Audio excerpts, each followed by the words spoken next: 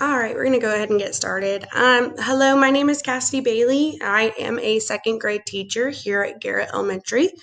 I have been in Montgomery Public Schools for the last 3 years. But I've invited you here today to listen to some concerns that I have within our school and really within our district as well. So first off, I want to thank you for coming out here today and taking time to listen to these concerns because I do believe that it takes a village, especially after a year like this.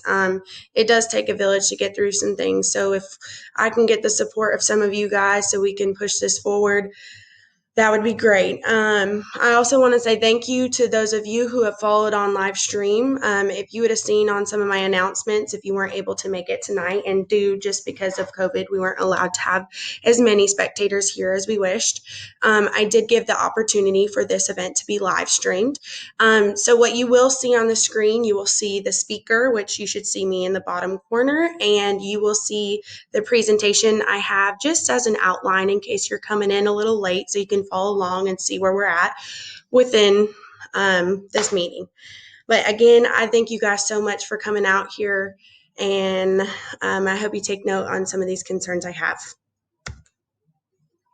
Today's agenda we have, we're going to keep it in a time frame between 6:30 and 7:30. I'm going to give you an introduction of the panel members, and then I'm going to speak to you about why we're here, what's the purpose of this meeting, and some possible solutions that can help us solve this problem that I have sought and found. And then I'm going to give you a little introduction of our panel members, and I'll give them a chance to speak. They will each get about 2 minutes to speak about concerns or anything they want to talk about with regards to our school or district. And then I'm going to go ahead and give an introduction to our guest speaker, who I will introduce later, Craig J. Boykin. And after that, we will have some questions. And as soon as 7:30 hits, I'm going to cut the time. And then we'll just have a meet and greet. And I have some refreshments afterwards. So let's go ahead and get started. Our first panel member is Miss Stacy Scanes. She's taught in Montgomery Public Schools for a very long time. She's a teacher here at Garrett Elementary School. She's a second grade teacher. And actually in the 2019-2020 year, she was awarded with the Montgomery Public School Teacher of the Year. So that's a very high achievement and something that she was awarded. She has 3 children. Some who still attend Montgomery Public Schools and one that graduated. And she has been involved with our community because she tutors a lot of students here at Garrett, and she was involved in our RAMP after school program tutoring as well. Our next panel member is Miss Tammy Black. She has taught in Montgomery Public Schools for over 18 years, and she is a teacher here at Garrett Elementary. She's a first grade teacher, and she did have 2 of her children attend Garrett Elementary, but then they moved on to ACA and attended there. Our last panel member is Chris Conway. He is the Director of Public Works for the City of Montgomery, and he's also a City Council member. I thought I would invite him to be on our panel just because he has some insight the city sees, and also he has 3 children enrolled in Montgomery Public Schools and within the magnet programs. And he has some good insight because he actually attended Montgomery Public Schools as a kid as well. So he has seen what Montgomery Public Schools has gone through over the years. So as I stated before, there's a main reason why you're here, and I had gone ahead and wrote a letter to Dr. Eric Mackey expressing my concerns, and my biggest concern is the significant drop in reading scores this year. And I believe that you as community members need to know because we need to find a way to address this problem and increase our reading scores. Well, over the past couple of years, like I said it before, it's like we were right on track. We were doing good. And then COVID, the last 9 weeks hit, and we weren't able to fulfill effective teaching strategies. And since then, it's kind of just been a mess. But I'm not here to state how this problem arose, I want to state how we can solve this problem and accomplish and increase our reading scores in the future. So, a couple of ideas that I've come up with is that we could implement an after school program that requires students below benchmark to attend. And this program would be like the RAMP program we now have called, you might know it as the Extended Day Program. This program allows students who are referred or want to sign up to get some extra tutoring opportunity after school in math and reading skills. We did have that this year. It looked a little bit different because we had some kids virtual and some kids face-to-face at the same time. So it just depended on the schedule at the time. But it really is beneficial because students are able to get that one-on-one time needed when they're learning. I believe that if we implemented this, we could do it for students that are not. We would test them at the beginning of the year next year. And if they're not on benchmark on their grade level, then they need to be a part of this program. I would suggest it be an hour and a half, and it would cater to the needs of each student. It'd be unique compared to what each student needs, and it would specifically target reading strategies and reading skills. I believe if we had this all year long, this would be huge to fulfill the gap that they missed throughout this entire year. Another option that I've suggested is maybe within the next year in the 2021-2022 school year is to implement a hybrid schedule. And I know the words can get a little crazy, but right now we're actually doing a blended schedule. And so what that is at our school specifically, I'm not going to talk about other schools because I don't know what's going on. I just know at Garrett Elementary, every teacher has students who are virtual and students who are face-to-face, and they are required to teach them at the same time. Okay. Some of us are learning technology this year, so it's been a great struggle, and it's something we've had to learn and overcome. And I believe if we do a hybrid schedule, which would mean we would have two groups, and one group A, say group A would come to school Monday, Wednesday, group B would come to school Thursday, Tuesday, Thursday. I'm sorry. They would come Tuesday, Thursday, and then Friday would be all virtual. One that would split us up so we could get all of our students inside the classroom and get face-to-face time, which is needed in order to boost those skills. But also, it keeps students separated, and we can maintain that social distancing because I don't believe we'd be able to fit that many students inside a class while maintaining those social distancing protocols.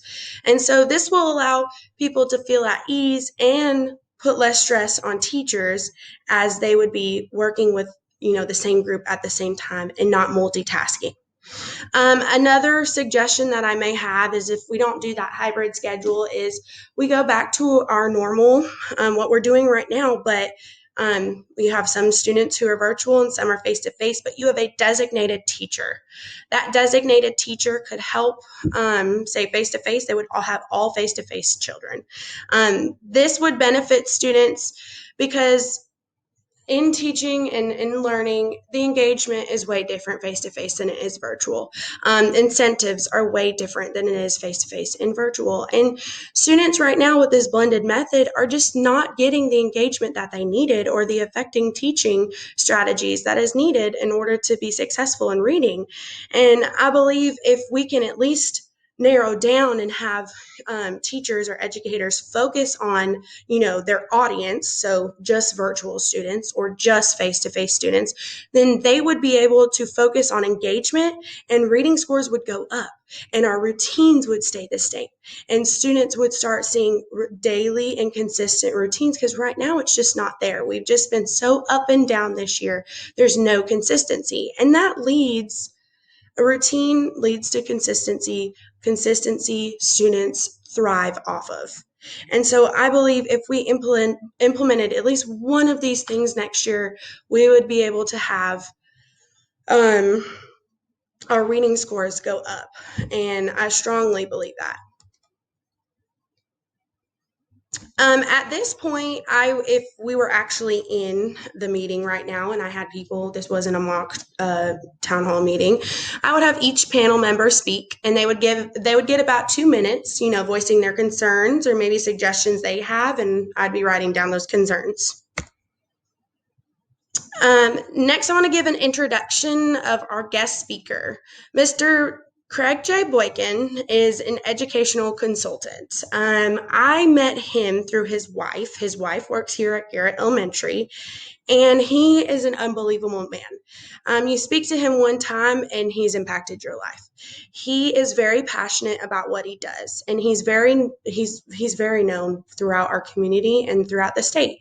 They have their oldest child who attends Garrett Elementary, and he creates educational podcasts, and he streams them on Facebook. So if you want to go listen to him, he has a bunch of topics that he talks about, educational topics, and he voices his opinions and effective ways of doing that. And it's very intriguing. I suggest you go check it out. And another thing that I chose him to be our guest speaker is because he promotes relationships over data. And I'm a firm believer that we're not going to get anything out of these students unless we know our students, unless we get to take the time to really get to know these students and cater to their needs. So I really like the fact that he is an advocate for that. So that main reason right there is why he was chosen as our speaker. This would be now the big chunk of time for him to come out and speak to our audience, as I would know a lot of people within the community would come out and listen to him just in general. He would drive a big audience. I do have a time for questions and concerns, and the first 5 questions I'm going to address, and then I'm going to open up the floor for any remaining time. And these questions may be answered by our guest speaker or any panel member. And so our first question is, do you think we will be going back only face-to-face next year? Our second question is, do classes have enough room to fit 20 students while maintaining 3 feet apart?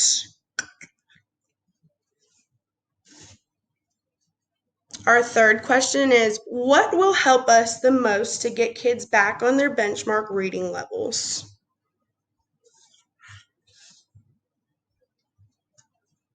Number 4 is, do students and teachers at Garrett Elementary School have effective technology?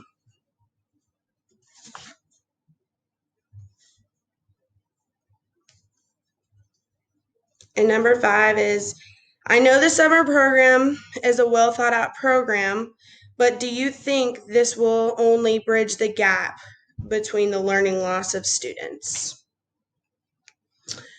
After these 5 questions would be answered by our panel members, I would open up the floor for other questions to be asked. And then I would put a timer on. Once that timer is up, we would move on. That is the end of our presentation. And at this point, I would ask anybody who was here if they had any questions or anything to stay for our meet and greet. I do have refreshments for people to join and ask our panel members and get to know them a little bit more. Thank you for coming out, and thank you for listening.